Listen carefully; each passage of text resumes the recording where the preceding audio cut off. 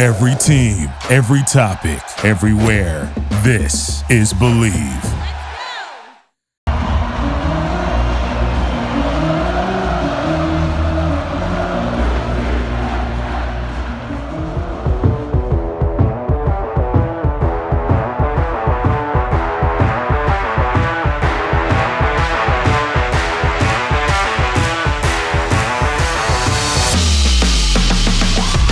What a win, Knights. Welcome back to Charge On, episode 10 of Charge On the Believe Network. As always, I'm your host, Sean Green. A lot to get to. I was wrong. Thank God I was wrong.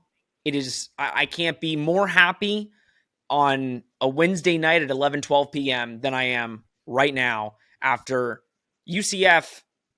I mean, we were acting like SMU was a tough matchup, which we'll get into it. They were. But SMU's defense, if we could take anything from this week, is everything we've been saying about UCF's defense is legit. They are, in my opinion, a top 10 defense in this country, and we will get into it. Obviously, Nick Geddes on every single episode for the most part. But special guest for this episode, Tyler Karen, went to school with us. He was in the same program we were. Now is the radio graduate associate for the Orlando Magic, one of my previous positions. Let's start with Tyler. Tyler, thank you for coming on this late night. How'd you enjoy the game? And just give me your initial thoughts. Yeah, well, you said this is episode 10. I have listened to all first 9 of the episodes, and I've just been waiting to get that call from Sean Green to get on this podcast. But it's great to be here. The game itself, I mean, had some downs early on. Game finished up. So luckily all of our spirits are high after that. This is the best I felt after a UCF win, but we'll still dive into some of that first half because we can't let that go unnoticed. We cannot. And for everybody on Twitter, I saw all of it like, oh, are the haters going to stop talking? We're not haters, all right? We're going to give all the praise, but like every week, room for improvement. I mean, there's still things that need to be cleaned up, but a great win. Nick Geddes is one of, if not the most honest UCF fan on all UCF Twitter. So Nick, again, how are you doing? Obviously, first of all, hurricane, I know it was supposed to come right through you. It looks like you made it out okay, so glad for that. How are you doing? And I think I'd agree with Tyler, probably the most confident after a UCF win after this past game.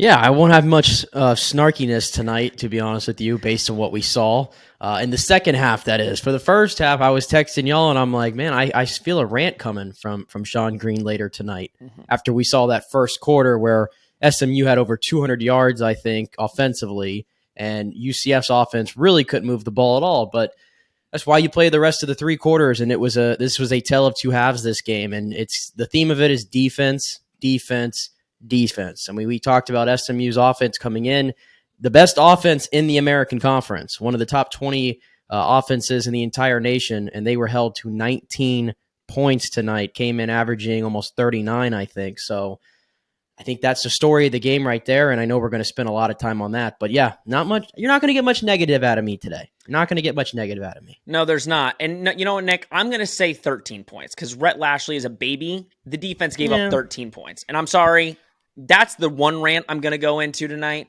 I hate Rhett Lashley. What did Rhett Lashley do to you? What did Rhett Lashley do to you? Such a huge baby, slamming his headphones on the ground. Like, let's get something straight here. SMU got a bunch of calls tonight. There was one missed call on UCF, and all you see is Rhett Lashley on the sidelines with his pouty face, like looking over, begging for something to happen. I'm sorry, Rhett. Like, that last play, I already didn't like Rhett during the game. The stuff he was doing, I'm like, okay, whatever. Like, you're getting whooped. Just stay on the sideline, bud. I get it. You want to give your team some confidence going into next week, but give me a break. Calling a timeout with 1 second left. I'm sorry. That is a poor move. I don't care what you want to tell your team, like, oh, that was good. That was just piss poor on his end. Now I'm a Rhett Lashley hater, and I know I don't have to see him next year, but I hope SMU loses at least 3 more games so they can, suck the rest of the year. That's just my take on Rhett Lashley. Didn't like him this game. Just my opinion. That's the one rant. one rant. I do not like Rhett Lashley. Let's go in to positives. Nick, did you want to say something on that? Did you want to elaborate? No. Okay. I think you're being a bit over. I think you're being a bit over the top on Rhett Lashley there, but continue. I think I catch myself in between both of you on that. Sean, I absolutely agree with you with, again, that late touchdown. Sometimes coaches in that situation will throw out some guys that aren't used to getting playing time and see, what the heck, let's see if we can do something. That situation just didn't fit for me. And in this case, in this game, when you're down numerous touchdowns, you're right. It didn't feel right in this game. But to go and say, to have a rant on him alone, I don't know about that. But no, it's a rant on just him. That with your backups too. I mean, if there's 30 seconds left, obviously, then they're going for the touchdown. I have no problem with that. Calling a timeout specifically with 1 second left to prolong the game, give me a break. You got whooped. Take the butt whooping and get the hell out of Orlando. Okay, sorry. That's my one rant. Okay, UCF. I think it'd be a disservice to this team if we didn't talk about the defense first. I mean, every week we talk about offense first because UCF has just been known over the years for offense. I'm sorry.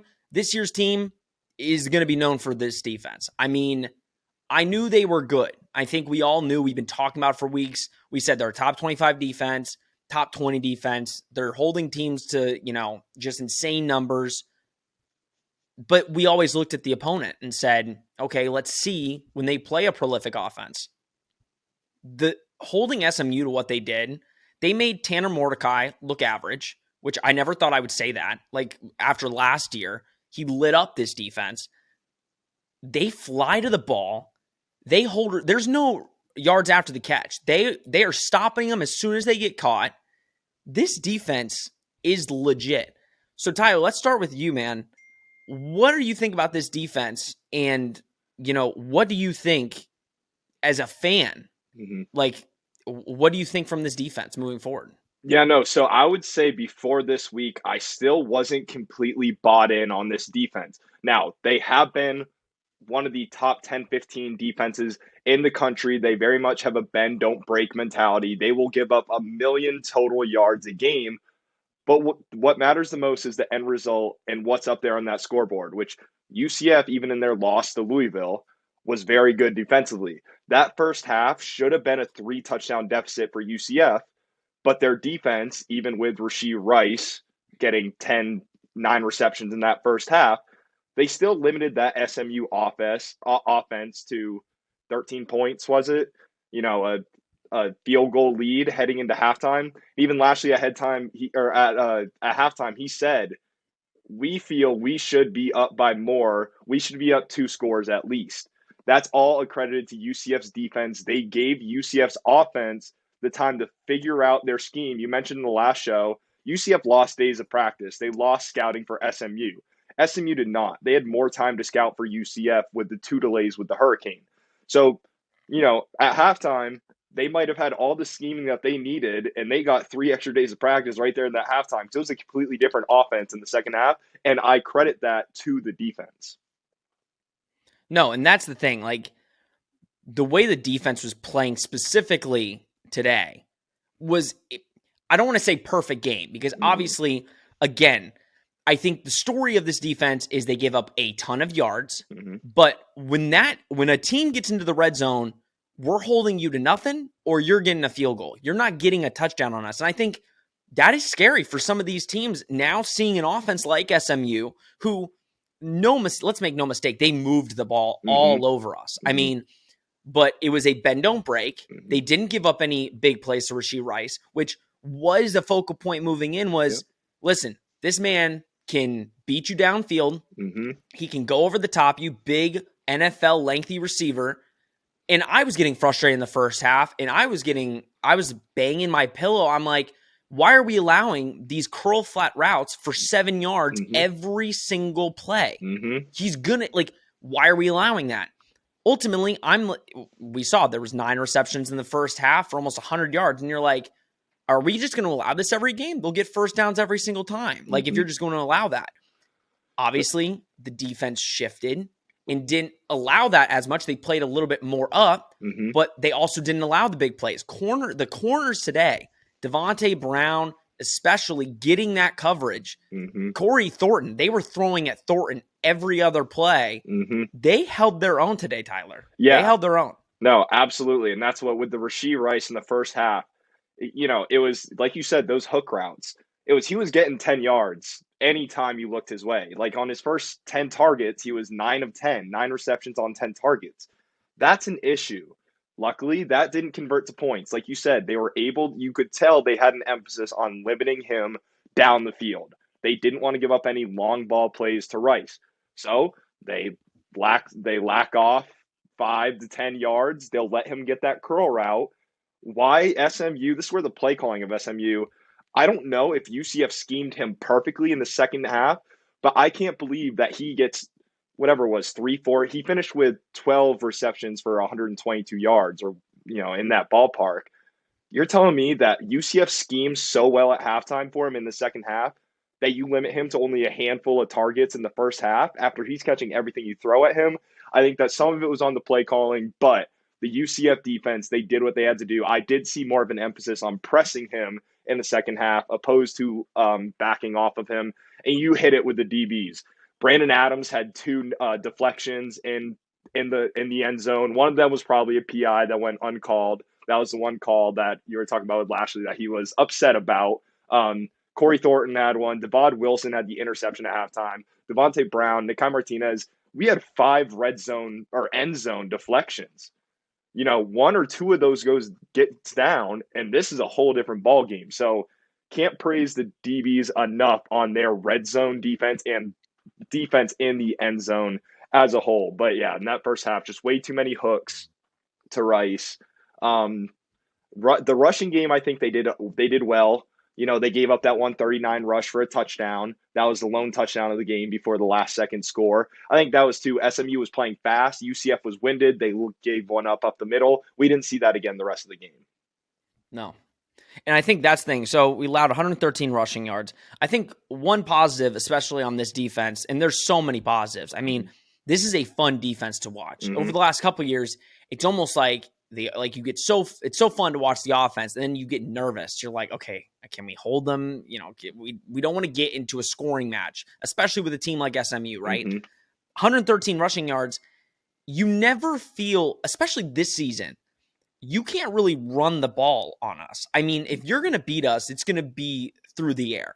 Mm-hmm. So, yeah, besides that one big run, they didn't really get anything on the rushing attack, and they tried. SMU tried. Mm-hmm. I mean, they were trying, to run it to the outside, to come up the front. Like, they were trying everything. Mm-hmm. Nothing was working. Nothing was working on the ground. No, and I think that goes back to the play calling as well and the tempo calling. When SMU was playing that UCF fast offense, they were able to wear out the UCF defense. But then in the second half, you kind of saw things slowed down a bit. I do think when they did try to pick up the tempo, UCF responded better in the second half. But that was the reasoning of that touchdown. It was they're playing fast. UCF defense is they're not completely set. Not all guys are committed to their assignments. They're not completely set. Not all guys are committed to their assignments. And you give up a run up the middle. So that goes for 40 yards and a touchdown. So again, if SMU, they continue to play that fast-paced offense, they can get more points on the board. They got into the red zone 4 times tonight. I think that number pushes into 6 or 7 if they keep that fast-paced tempo. But they kind of went away from it in the second half. So props to UCF defense, and also might want to look into that play call for SMU. Yeah, let's talk about SMU's play calling. I mean, especially from the start, right? I was looking at the game. I don't want to compare anybody to UCF's 2018 offense or 2017 offense because nobody can really compare to that. The pace and the tempo was almost identical. The way that they were going, the speed at which SMU was going. But as we all know, more similar to Josh Heupel's offense, when you go at that speed, yes, you're going to be getting on teams pretty early out. You might get a huge lead early, but then your playbook kind of goes from, 65 plays to maybe 10 plays that you really like, that you will just keep running and hope the defense doesn't figure it out. I think, and Nick, don't get me wrong, I think that ultimately hurt SMU because they ran their best plays out front. And the defense, the story for the defense has been they basically give up a touchdown on the first or second possession. They give up a touchdown early, and then that offense kind of gets stagnant and doesn't put up touchdowns later on. Do you think ultimately that hurt SMU with great play calling in the beginning parts of the game, but then it kind of got stagnant as the game kind of progressed? I think that's part of it, but I think one of the other things that hasn't been mentioned, I don't think, and they said it on the telecast, I think in the first quarter, they did that little package where they showed the history of Rhett Lashley and Gus Malzahn. And the narrative they were saying is Rhett Lashley is going to know everything that's coming from Gus Malzahn because he just has been with them for, 18 years or whatever it was. He's going to know everything. They didn't mention Gus Malzahn is the teacher here, okay? He's the mentor, not the mentee. And I think Gus Malzahn, and Travis Williams too, he was there for 3 years, Rhett Lashley at Auburn, I believe. And Travis Williams is there at that same time. You have to think practice every single day. I think there was a lot of familiarity on the UCF side of things as well. And then it becomes just kind of a chess match. And I think UCF's defense, ranked top 10 nationally now after this game, was just more well-equipped to handle it. So I think that's part of it, what you said, but I also think it also comes down to there's so much familiarity between these two teams, and it was all about Rhett Lashley and what's he going to do with Gus, and I think UCF clearly won out on that battle. And just to add it, I will think there was one play that it kind of just looked like Rhett Lashley and SMU had down pat. They knew exactly when the formation was there. It was a trick play. Whenever Bowser was in there and they were doing the laterals to try to get a play deep, SMU stopped that every time. And forgive me if y'all got into it, but what was the Gus Malzahn's first trick play call there in the first quarter? I think it was. We did 3 back passes, all that to do a screen to Johnny Richardson on the side. Yes, on third and 6. On 3rd and 6. And I think that might have been the first one. But yeah, the 4 double reverse plays, which that one was, I think, the only one for a pass. The others ended up in a negative yardage or maybe 2 yards. The first 3 didn't work. I don't know why UCF was so consistent in sticking to a double reverse motion play again and again and again. And that third one, I had noted that. What is that play call on 3rd and 6, a double reverse flea flicker pitch for a behind the yard of scrimmage screen? I don't subscribe to we got to get something going. Let me try to take a shot and let me try to do this. That wasn't even taking a shot. You did a lot of stuff just to set up a little screen pass. That just wasn't there to begin with. I don't. Sometimes these coaches, I think, just overthink it in those situations. The one was on 2nd and 1. If you remember, it was 2nd and 1. They got a great first down play. And then I think they're thinking, we're going to catch them off guard. They think we're going to run this. I think they had Bowser. Now, granted, they ran a version of this play 3 times in this game, and it didn't work once. So I might be mistaken. But I'm pretty sure the first time SMU called a timeout on it because it looked like it was Bowser and Wildcat. And I was like, okay, they're probably going to run a trick here. And SMU called a timeout. So they knew the formation. Then later on, it was a 2nd and 1. And they ran the stupid 3 pass, flea flicker. I think everybody looked. It was an atrocious play. Way too much thinking involved in that one specifically when you do have Isaiah Bowser that can literally get you a first down with a quick run. They couldn't stop Bowser with 2 yards tonight. Give credit for Bowser when we talk about offense, but they couldn't stop that. Defensively, Jason Johnson, kind of my standouts, and we could talk about these guys more. One of Nick's favorite guys, Jason Johnson, 2 fumble recoveries tonight. He's kind of like a quiet stud on this defense. You don't see him on the field until he's making a big play. You don't spot him. I think Devod Wilson played really well tonight. We already talked about the 2 corners, but Devod Wilson's probably just Mr. Consistent on this team as a safety. He plays really well. And then defensive line. They didn't really, I'll say this, they didn't pressure the quarterback too much. They weren't, but they were collapsing, his pocket and forcing him out, which we all know Mordecai is not. He clearly showed he was not a running quarterback tonight. Tyler, who was your kind of like standout? I know the defense, everybody stood out tonight, but give me a guy on the defense that really stood out for you for this night's defense. Yeah, as far as the front line linebacker, I mean, Jeremiah Jean-Baptiste was all over the place tonight. He was the leader in tackles, 9 total tackles, 8 of them being solos. He was flying around all over there. And then for DBs, I'm going to go, they attacked Thornton a lot tonight. Corey Thornton was getting work tonight. He had some plays that he got beat on some, but he was another guy that, like I was talking about earlier, with those end zone deflections, Corey Thornton was all over the place. So I'm not sure what he finished with the tackles, but I think he was a sign. This could have been a flaw.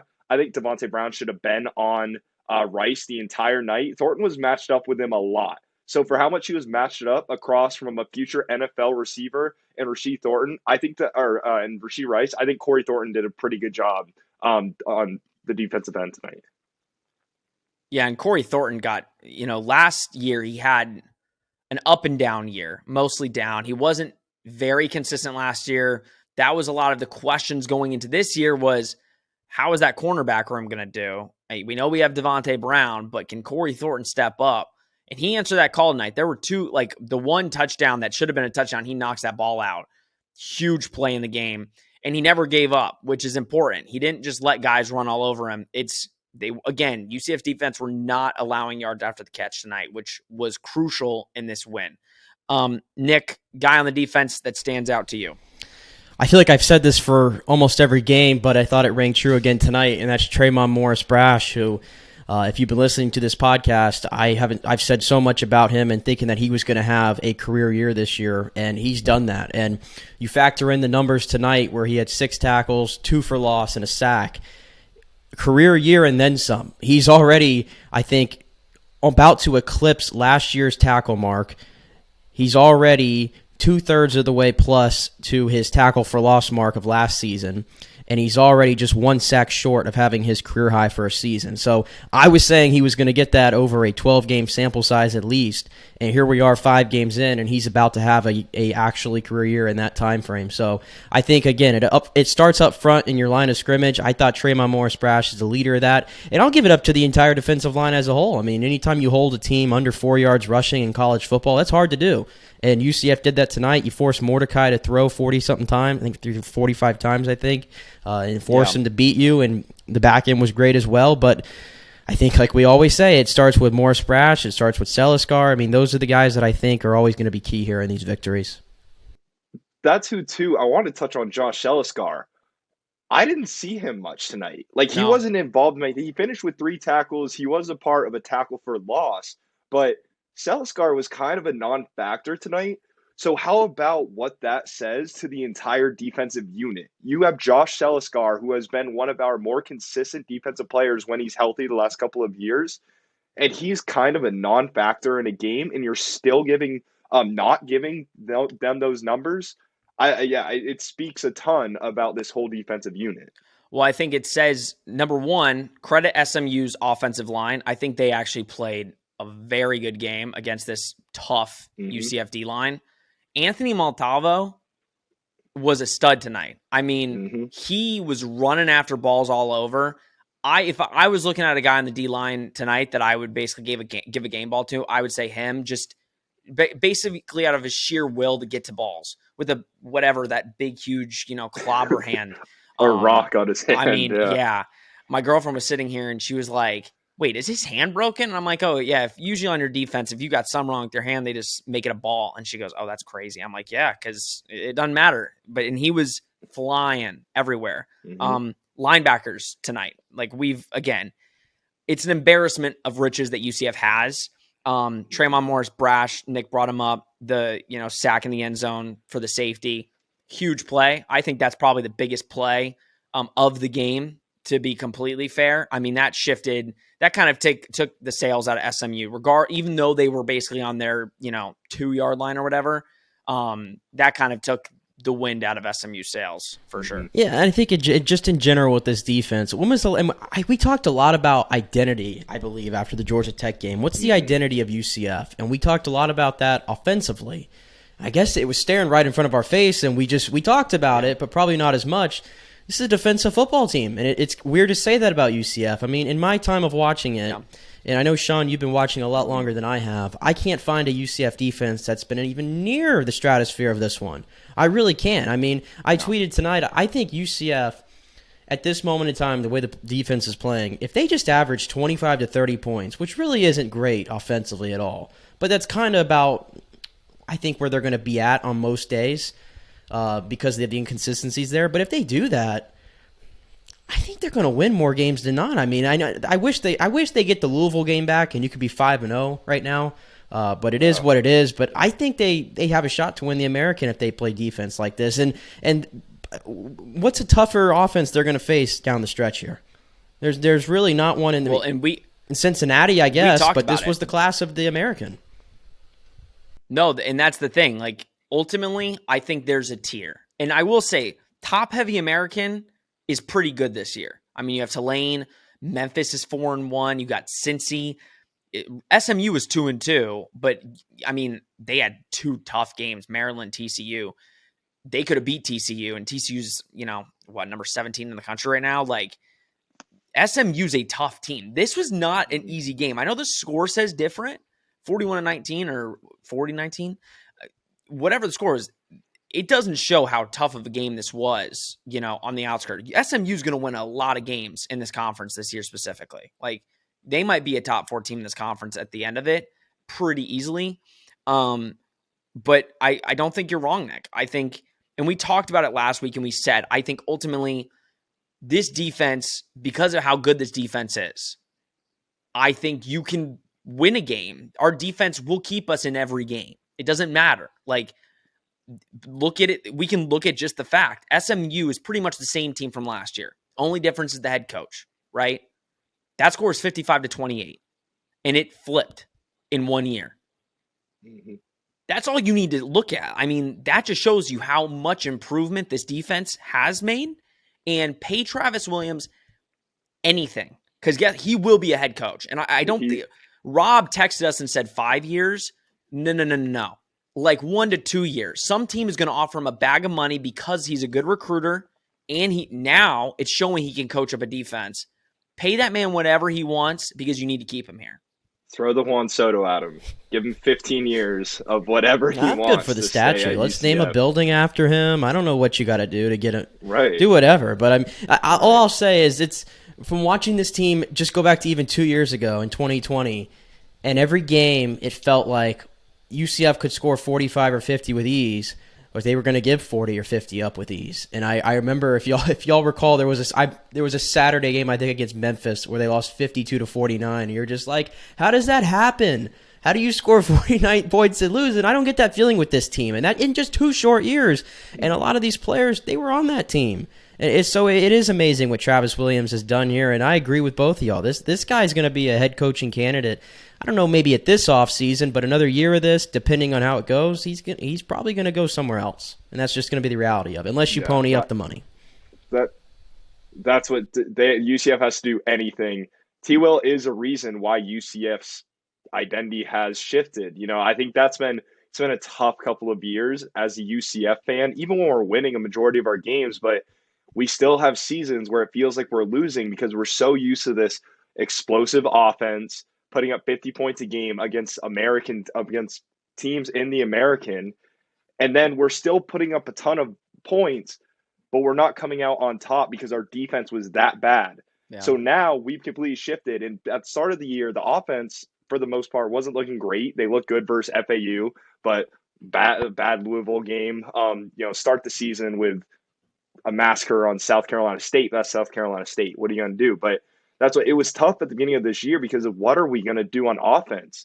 And every game we play now, it's like, it doesn't matter because we got that defense that, like Nick said, if we put up 3 touchdowns, we're probably going to win that ball game.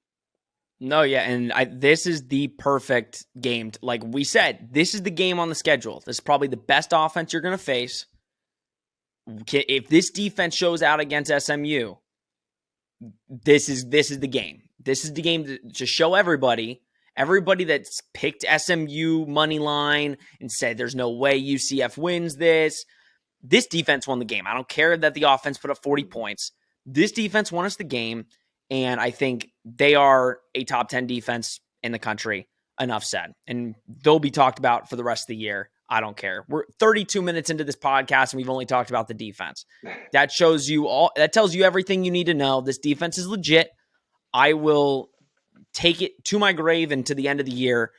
I love this defense, and I never thought I'd say that about a UCF defense ever in my entire life. So thank you, Travis Williams, and thank you to all the players playing your guts out. Love watching you play. Let's talk about the offense, okay? Improvements all across the board, right? First half looked like every single first half this season where you're looking at the offense and you're like, John Rice can't throw accurately. It's bad play calling, not running the ball effectively. Where was RJ Harvey in the first half? Where's Johnny Richardson? All these questions that continuously got piled up. And in the second half, it looked like finally, after begging, Gus is like, okay, screw it. And it actually kind of worked out. So, Nick, I'll start with you. Kind of, what are your takeaways from the offense? What did you like? What did you didn't like? And what do you see out of this offense moving forward? I know it's a lot of questions in one part. I know you're really killing me here, man. But anyway, give me a 5-page soliloquy. I need it. I can write one for you. I can churn one out, I bet. But I'm not going to do that tonight.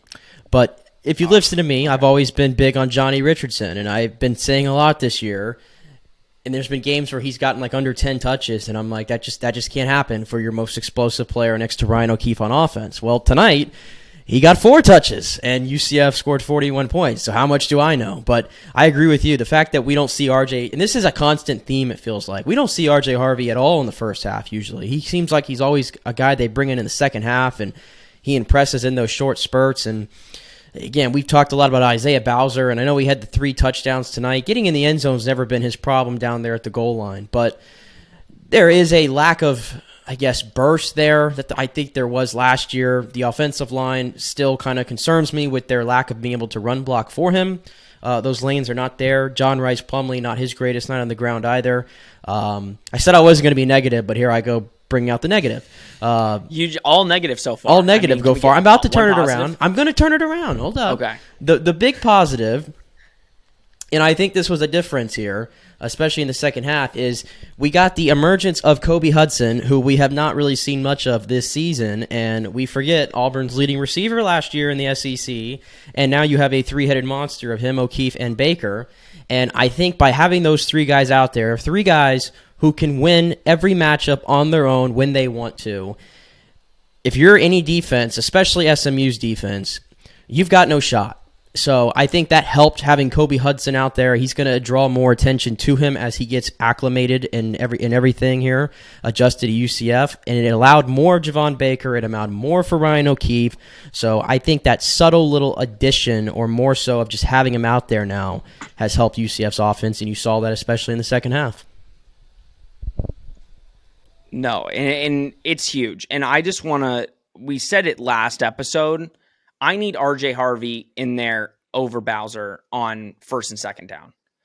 It's no offense to Bowser. I mean, again, Bowser gets into the end zone. If you're on the 3-yard line, do your wildcat. I think we've all grown accustomed now to running the wildcat when you're down there. I mean, it works. It hasn't been stopped to this game. But the burst on RJ Harvey is insanely better and different than Bowser right now. And we can blame the lanes that the offensive line is creating. We can blame it on that, but RJ Harvey got 7 carries, and he has 69 yards rushing. Bowser had 62 yards on 15 carries. So we could blame it on offensive line play. That is Sean from week 2. I mean, that is week 2, Sean. Week 5, Sean, it's not the offensive line. I think it's Bowser. Now, Bowser had his best run of the season. He cut it from left to out to the right. He got like 20 yards. It was his longest run of the year. That was a good run. But I think Bowser thinks from last year, let me just push up the middle. I'm going to get the same number of yards as last year, like 8 yards rushing up the front. And that's just not what this UCF offense needs out of the running backs. They need to kind of take it inside, take it to the outside. And RJ Harvey's burst and speed is kind of what this offense needs, Tyler. I think specifically right now. Yeah, no, I couldn't agree more. And I've been listening. The praise with RJ Harvey and the praise with Johnny Richardson. I've been on that train too. You hit it. You hit it right on the head. Put Bowser in, and now Wildcat, however you want to use him, inside the 10-yard line, 5-yard line. He has 8 rushing touchdowns or whatever it is on the season, 7 or 8. So that works. He is going to be our leading rusher for touchdowns this season. But with the other 95 yards of the field, Johnny Richardson and RJ Harvey are the better guys for the job. The quick, explosive, speedy guys are going to get the job done more. RJ Harvey is averaging 6.2 yards per carry. That's a top 30 average in all of college football this year. Average 9.9 tonight. So the fact that we've seen very little RJ Harvey nursing back from an injury over the summer, if I'm not mistaken. So maybe if that's why you ease him in a little bit. But now we're 5 weeks in. We've seen that this guy is consistent on the 7 rushes that we give him a game. Let's get him up to that 15 rushes a game and put Isaiah Bowser in the backseat for the first 95 yards of the field. I got to give you an NFL example, or a couple here. The obvious one being Isaiah Bowser is Zeke Elliott, and Harvey and Richardson are Tony Pollard. Bowser is Najee Harris, and Richardson and Harvey are Jaylen Warren. You see, it's the same thing. It's the same offensive line. They're running the same schemes here, the same plays. One hits the hole hard, and one has the burst, and one doesn't. And once you get to a certain point, and Sean, you brought up a good point. Week 2, we can talk about the offensive line not blocking. We're 5 games in now. We kind of know what we are, what we aren't, and who these guys are and who they aren't. And there's a consistent theme there with Bowser, so agree with both of y'all there. If you're going to use him, I think you need to kind of pick those spots, obviously in the goal line packages, because whatever it is, the production we saw last year, it's not there this year. Tonight, it didn't need to be because, again, and maybe it doesn't need to be on most nights. It doesn't have to be a Picasso with this offense anymore. It really doesn't. I think that's a good thing. No, and that is a good thing. I mean, we'll talk about JRP right now because I think if we're looking at it from a game perspective against opponent, best game of his career. I know the FAU game statistically was his best game, but against SMU, you're going to have to put up points, knowing you're going to have to go put up points. Being down at halftime 13-10, that's, I was going into halftime. My confidence was very low. I'm like, here we go again. We're getting the ball to start the half, but we're going to have to go drive down. And guess what they did? Now, we'll talk about the receivers because I think this was the coming out party. The receivers heard everyone talking bad about all the drops and stuff, and they really showed out. But Tyler, JRP, I think specifically, now obviously I think we all have a good sense of JRP at this point. He can make some really good throws, some really bad throws, but he can extend plays, can make some bad decisions. But what is your overall thought process on his game tonight? And how do you think he can play and do moving forward? I mean, if you're a UCF fan or just college football fan in general who's watched a lot of UCF this season and watched UCF tonight, you would be a liar if you said the thought of, do we bring in Mikey Keene next week and try to figure some stuff out before we play Cincinnati in 2 weeks? If you say that thought didn't cross your mind, you're a liar. When JRP is starting 2 for 6 in the first half and the receivers are there, he blatantly threw into what should have been an interception on that opening drive. He got lucky on that one, but then he continues to miss his targets. That's where you're thinking, okay, JRP's ability to run has been his edge. Maybe UCF fans are sick of having that running edge and want to see Mikey Keene, who had an offseason to improve, but we know what we're getting with Mikey Keene. JRP, it's been a question mark every week. He threw for 49 yards last week. So you just never, at this point, you hope you can get this second half JRP consistently, because that's the best UCF offense that we've seen in the second half of the game tonight. As you said, he's aggressive. You show that he'll stick with the game, starting 2 for 6, ending with 20 for 29 for 316 yards and 2 touchdowns, and his ability to move the ball on the ground. It is a bit worrisome how physical he is and how unafraid he is, as UCF, we saw our the two best quarterbacks we've seen in the last 4 years at UCF end their UCF careers by trying to make a play. When we had Mackenzie Milton at USF going down the sideline for a 10-yard rush, out of bounds, gets tackled, comes down wrong, UCF career over. Dylan Gabriel last season at Louisville, I think it was, or wherever it was, trying to make a play to win the game, gets wrapped up, comes down awkward, UCF career over. So hate. That's why you kind of cringe every time you see JRP going out on the run, because he'll get into you. And we saw him do a full somersault into the end zone at FAU. So he is not afraid to get physical, which is a bit worrisome, but you love that you have that mentality in your quarterback.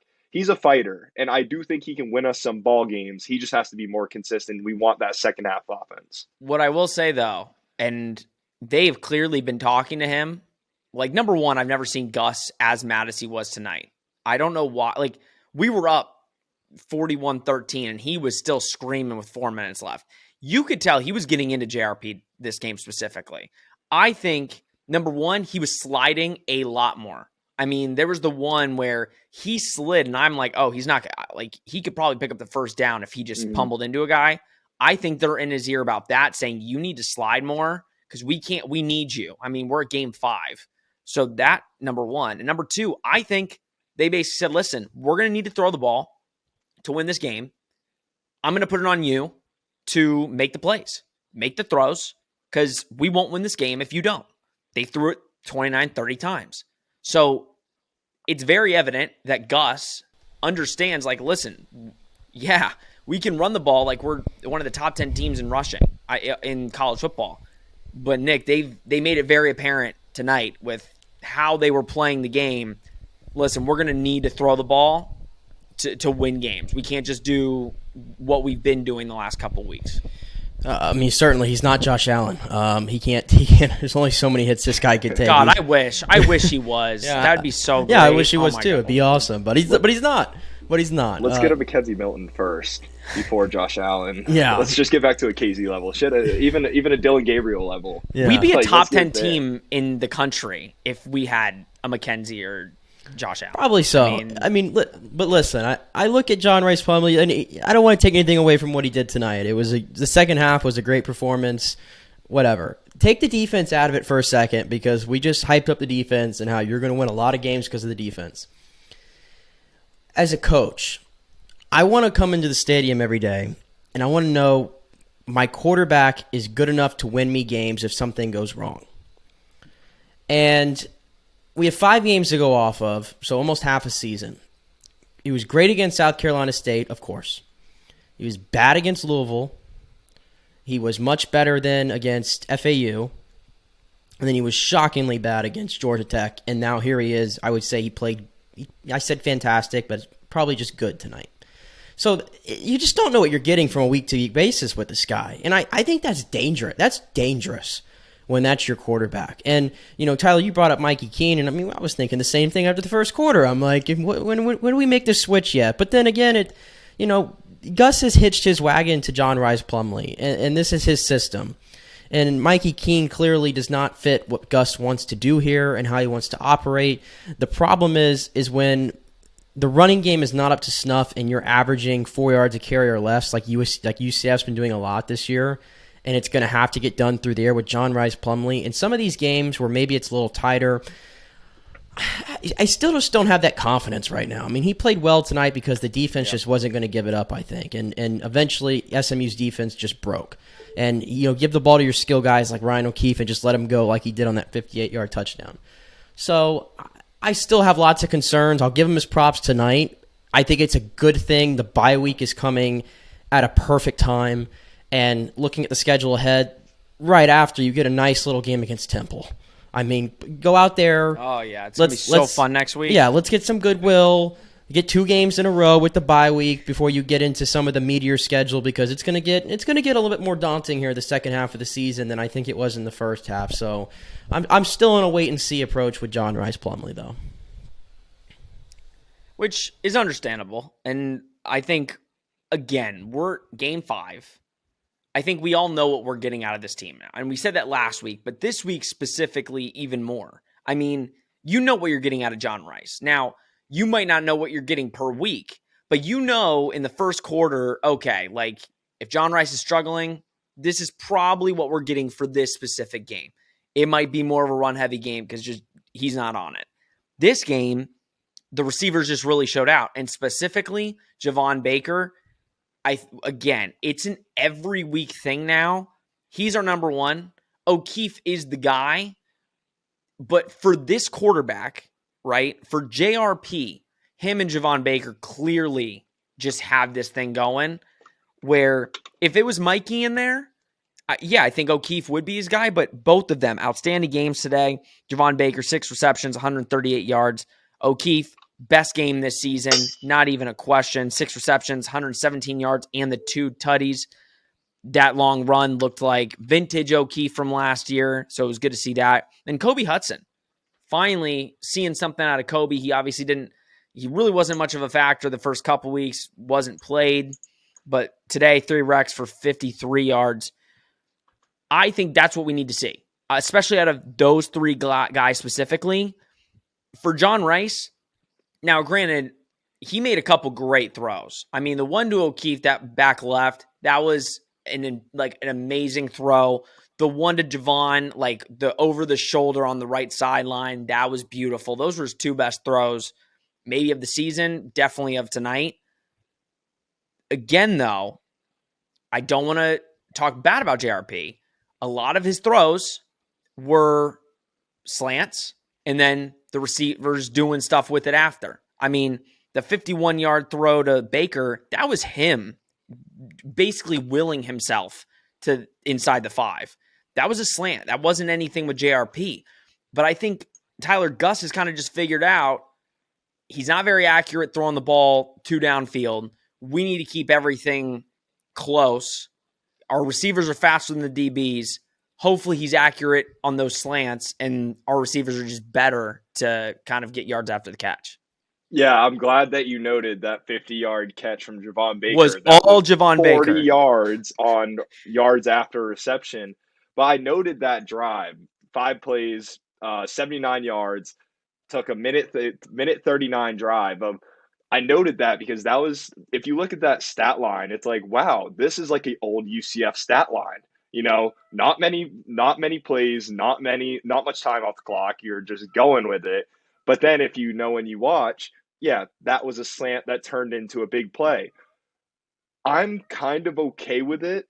We've seen that Plumlee can't do the deep ball like we would maybe like him to be able to, maybe like Mikey Keene can. However, I think that you hit it perfect with Gus is bought into this slant system, this short system, which we saw JRP struggle with early tonight, and then it got better towards the end. And we have the caliber of receivers to run that offense. And if you run and you hit all of these guys 5 times a game on slants, one of them is going to break off for 50 yards. Whether it's Baker, whether it's O'Keefe, you can pick any of them. They're that talented, that quick, that skilled, that they can make plays out of nothing. So overall, I was okay with I was glad to see him have a couple of deep balls. I still think the receivers made those plays. They were not like they were wide open catches, both tough catches. But I'm glad to see him do that. But I think that the 10-yard throws will lead to much more success for UCF. No, yeah, and that's going to be our offense. I mean, hopefully JRP can make those throws down the field at some point. But right now you can just tell the accuracy is not there on those throws. But listen, 31 unanswered by the offense. I mean, we can dissect every little thing tonight with the offense. I mean, but at the end of the day, 31 unanswered. Credit to the defense, credit to the offense. They both played outstanding tonight, the defense especially, and the offense got it going. I mean, that's what is most important tonight. And make sure you mention my boy Boomer, okay? I mean, that's okay, time out, okay? I love my boy Boomer. Boom, I love Boomer. Some of those extra points, little suspect. Man, who cares? They were drifting. Who cares? I'm sorry. I know. No. Listen, I don't care. He makes them. I could care less. All I'm saying is the extra points. For a second, I'm like, oh, that was a miss. I didn't even see the ball. It was low and left. I'm like, whoa. But he makes them, so I could care less. So why'd you bring it up? Point it out. Why'd you bring it up? Well, honestly, straight up, because the one I was like, oh, God, he missed that. And then they put up I'm like, but he didn't. That was amazing. You know who would have missed it? You know who would have missed it? Do I need to say his name on the show? Oh, Barsky. Here we go. Yeah, I know. Did you see? Now, here's also Did you see? I don't know if you guys noticed this. Go ahead. No, you go ahead. I'm switching gears. No, you're cutting me off. I'm trying to talk about special teams here. I'm very passionate about special teams, and for a little bit here, I do always forget it. Yeah, and for a little bit here, watching Obarski for the past, I swear, like two decades, I feel like I had a chance. I feel like I still had a chance as a walk-on. I think I have some eligibility, but my boy Boomer has taken that away from me, unfortunately. What did he make, like a 40-plus yarder tonight? The confidence that I have in a kicker to make a 40-plus yarder wearing a UCF uniform. I mean, Boomer. And my favorite player on the team. UCF kicker since Matty Wright. My favorite. That's a fact. You know what? Matty Wright broke my heart as a Buccaneer fan, by the way, this past Sunday. We don't know. He broke my heart. We're not talking about that. I'm just saying. I mean, they said Matt Wright, UCF, and I'm like, oh boy. Oh, he made every kick. He made every kick, man. Yeah, broke my heart. But did you guys notice the switch punters? Yes. Does anybody understand what happened? No idea. The broadcasters even, because it started McCarthy. Yeah. And then I think they went to Austin and then back to McCarthy. I think they were switching around with him. McCarthy had 5 punts. Five punts. And then Osteen had 2. But I didn't know. I'm like, there's got to be, like, because McCarthy's been great.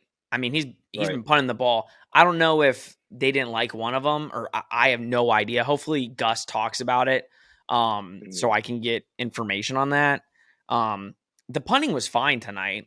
Special teams was great. Yeah. All around, I think special teams was great tonight. Xavier Townsend, love that freshman. Love him. He's going to be really good. I mean, he's already good, but he's going to be really good for us. Yeah. All in all, great win.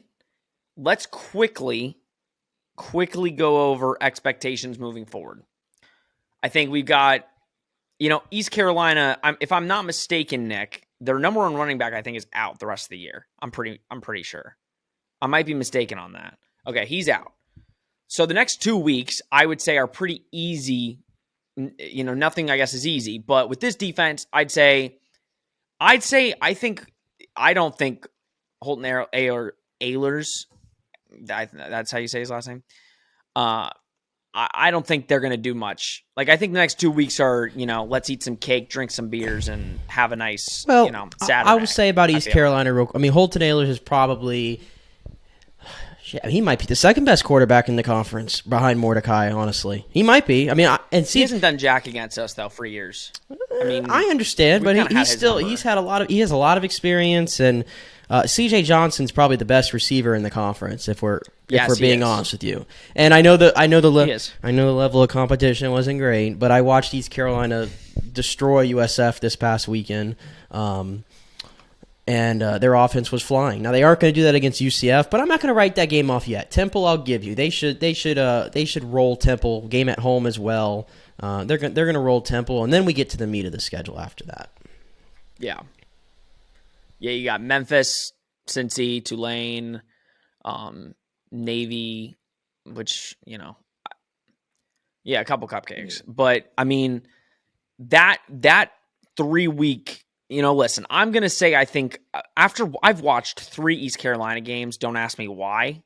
They've been on the TV. I've sat and watched. They don't really impress me too much. I mean, they look like this. Now, CJ Johnson, I agree. Like, besides Rashee Rice, he's probably tied for first. He is an outstanding receiver. But again, after seeing the defense, especially tonight, against a dog at wide receiver, I mean, I'm pretty confident in this defense, and I'm not going to be caught sleeping. Like, the next 2 weeks, I think, are easy dubs. I think, especially next week, like, geez, I don't know what I'm going to do. I'm not going to be stressing on the couch. Like, that's going to be a fun Saturday next week. Like, geez, I don't know what I'm going to be acting like on this podcast after the game. Like, you might see a whole other side of Sean next week, but Cincy is, I think, the big game that is on the schedule. But after seeing Cincy, first of all, I think it's just ridiculous. I mean, their defense is good. They're not good. Now, no disrespect, but all disrespect. Cincy sucks. Straight up. Their defense is good. Their offense is trash. Like, I know our offense has been like a roller coaster, but our defense is better than theirs this year. No cap. Straight up. And I think we would win by at least 10, at home against Cincy this year. I think that's no question. I can't believe you're that confident, to be honest. You just straight up. Maybe it's just when beating SMU. I'm all you excited. You're on a high. I understand, but you just straight up throwing the word out. They suck. I mean, I think I've been impressed by Cincinnati. They are not the 24th ranked team in this country, and I'm sorry. That is absolutely. I get from last year, and this is the bias, and I'm fine. I like an AAC they're team averaging ranked. 40. They're averaging 40 a game offensively right now. And they suck offensively. But they're averaging 40 a game. They're playing Kennesaw State, Miami of Ohio, Indiana, Tulsa. Hey, they did look good. The one game I watched was that Arkansas game. They hung in there. That was week 1, though. They hung in there. But that was week one. Nick, we struggled last year against Boise in week 1. I mean, come on. Week 1 is the week to have an upset. Since he played good against Arkansas, but they haven't come. You cannot tell me in the last 4 weeks they have impressed you so much to where they should be ranked number 24. Now, again, I love that they're ranked because it will only help UCF if Cincy is ranked when UCF plays them. But I'm not going to sit here and say they've impressed enough to be the 24th ranked team in the country. Give me a break. I think they came in ranked too high, is my opinion. Since that Arkansas loss, they haven't done anything wrong to get kicked out. So I think that's why they're still at that 24 spot. And over the next couple of weeks when they play SMU, they play UCF. I think they dropped out of the ranking, though. They dropped out.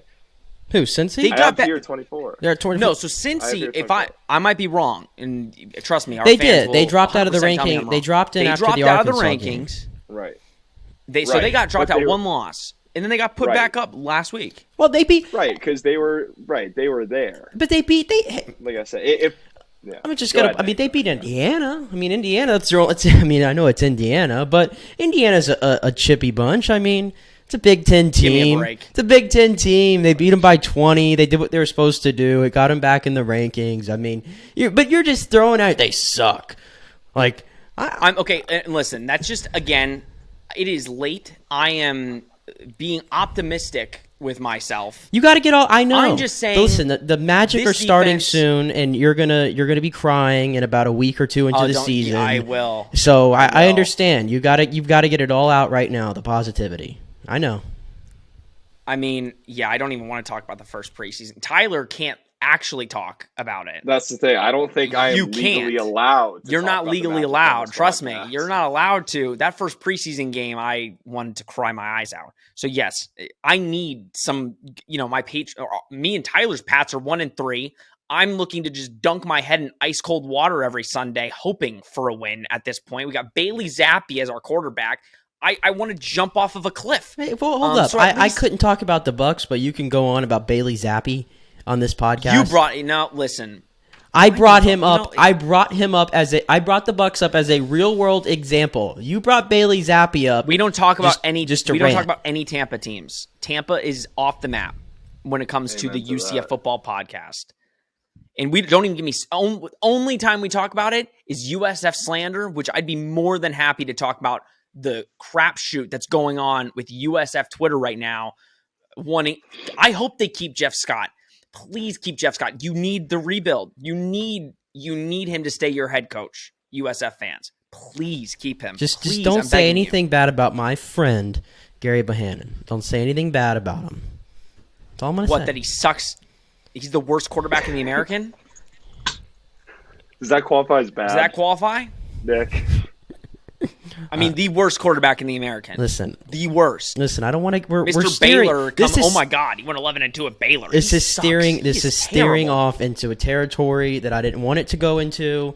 Just finish your thought up. Just please don't bring up Bailey Zappi ever again in my presence. That's all I'm asking. I'd rather not. I'd rather. I don't want to either. I don't want to We're on the either. same I'm page. okay. We can jump off that as soon as humanly possible. All right, so great win. Obviously, we always go off at the rails at the end, especially when it comes to USF and things. I think 12:15 in the morning. I know. We can all just appreciate that we got this dub. I admitted I was wrong. I picked us to lose this game. It looked like the way that we were playing, this was going to be a big L, and our top 10 defense gave us this dub. And credit to the offense and all that. I want to thank Tyler, Nick, as always, for coming on. Listen, we got Temple next week. It's going to be a fire episode with, that whole team. So that's going to be fun. A fun preview. No disrespect, but all disrespect. So yeah, go Knights, charge on. Appreciate all of you guys for tuning in, watching, listening, subscribing. We really appreciate the support. It's been doing so well, and it's all because of you guys. So we really appreciate it. And yeah, UCF beats SMU 41-19. Killer performance by the defense. I'm your host, Sean Green. Go Knights, charge on. We will see you next week.